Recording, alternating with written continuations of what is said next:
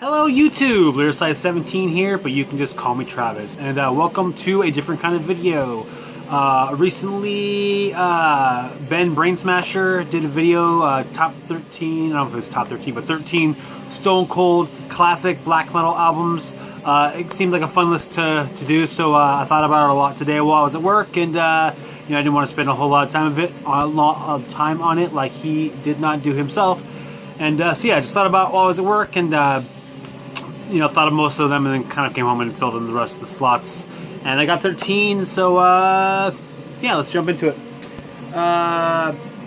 In the background, we are listening to Perceiving the World with Hate by Streborg. Streborg is a band that I love, but is a perfect example of a band I did not choose because, they're not for everyone. And they're not necessarily kind of like a more basic black metal, we'll say.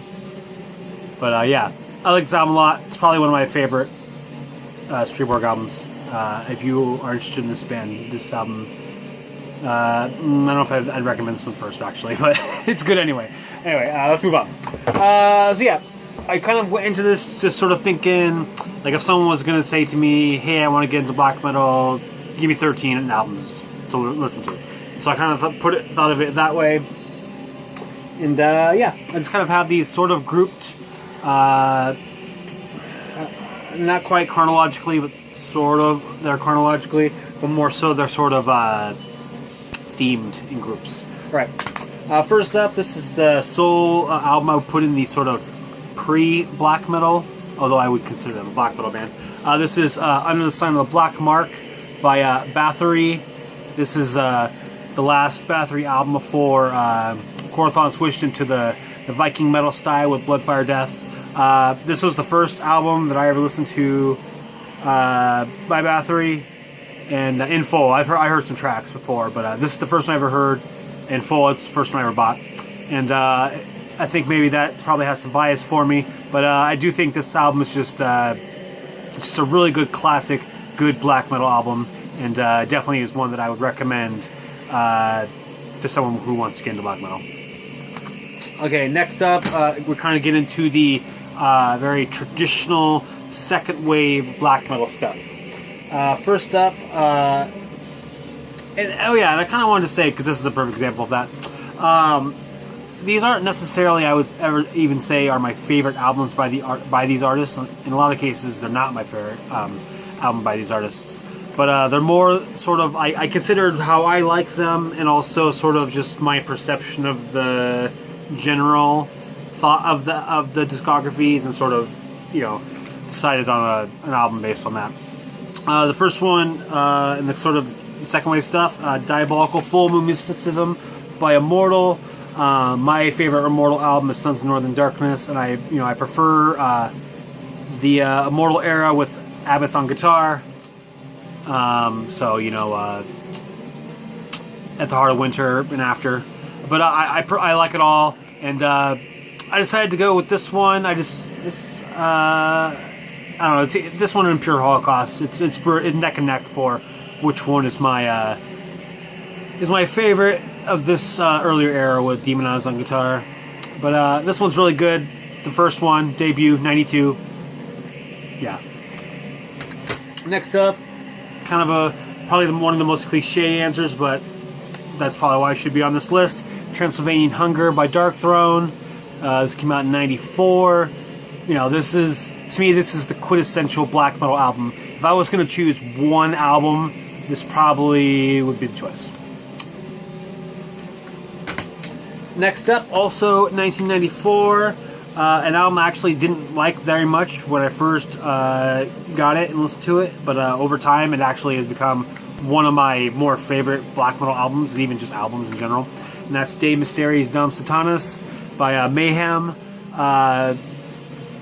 Just great black metal atmosphere on this album, and I don't know how somehow they did it with the production. Just has a very cold and menacing sound to it. I'm not sure how they did it.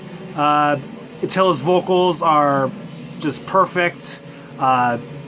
Attila's vocals actually is one of the things I hated about this album the most when I first got it, but Now I love his vocals. I think they sound great. Yeah, I mean, just starting off the album Funeral Fog, I feel like the album starts off with a fog itself and just never lets up till the end. This is classic black metal. Another 94 release. This is Into the Nightside. In the Nightside Eclipse by Emperor. I'm not the biggest Emperor fan, and actually this wouldn't even necessarily be my favorite Emperor album even. But this is sort of, I feel like, you know, sort of the epitome of also. I mean, obviously they're doing a little more symphonic style stuff on here that everyone else is doing, but you know, it's classic. It's classic. I felt like it belonged on this list, regardless of how I felt about it.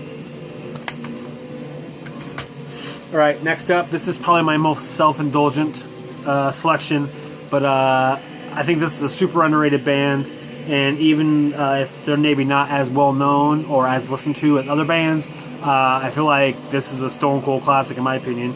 And this is the debut full length from Maniac Butcher, Barbarians. This came out in 1995. This is a band out of Czech Republic, if you're not familiar with them.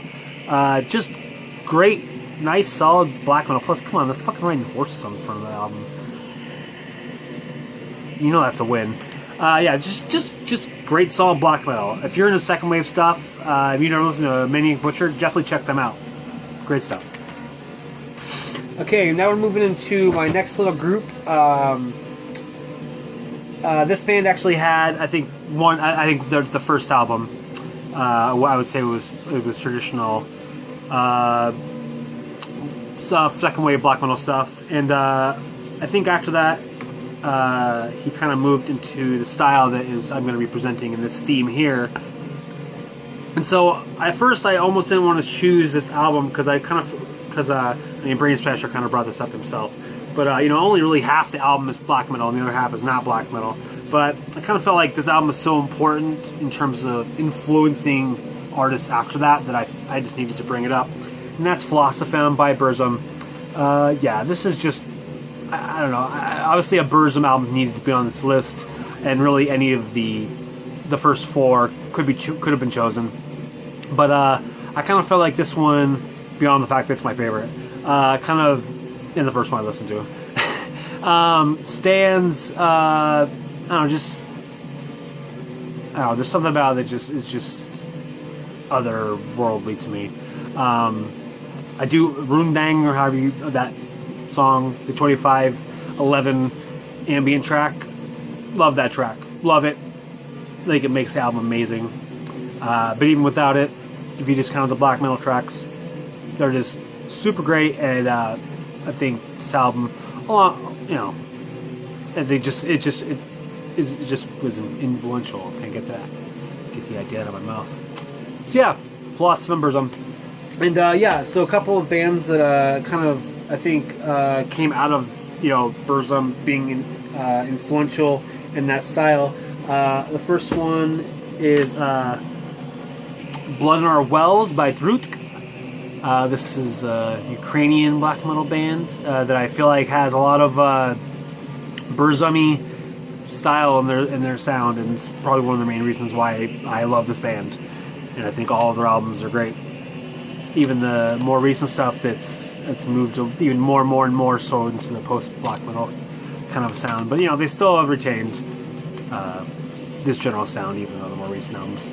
But anyway, regardless, Blood in Our Wells, first one I ever picked up by them, so I'd probably biased in that way. Not my favorite, actually, by them, but it's, you know, probably number 2 or number 3.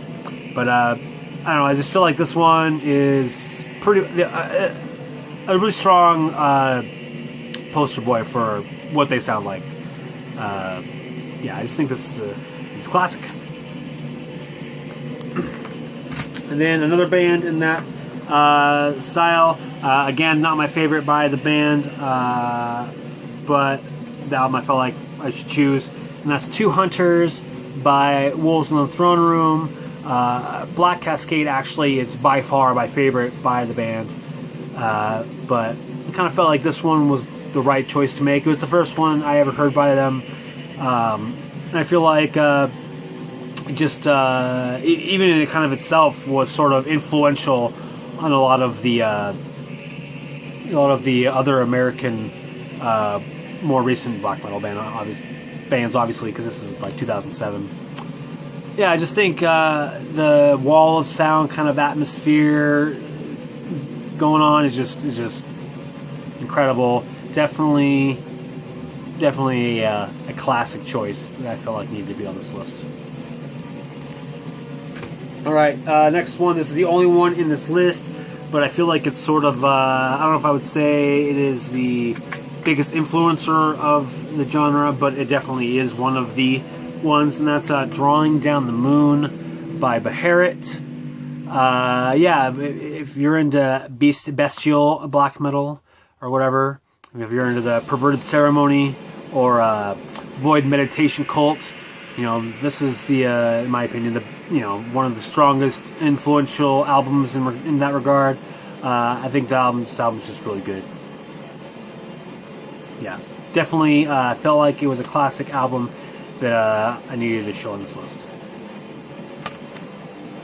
Alright, yeah, I got 3 more left.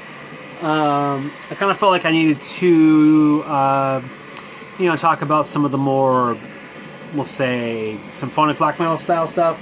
And just because I feel like these 2 bands are probably the 2, well, I don't know if I'd say most popular, I probably would say most popular, but the 2 biggest names.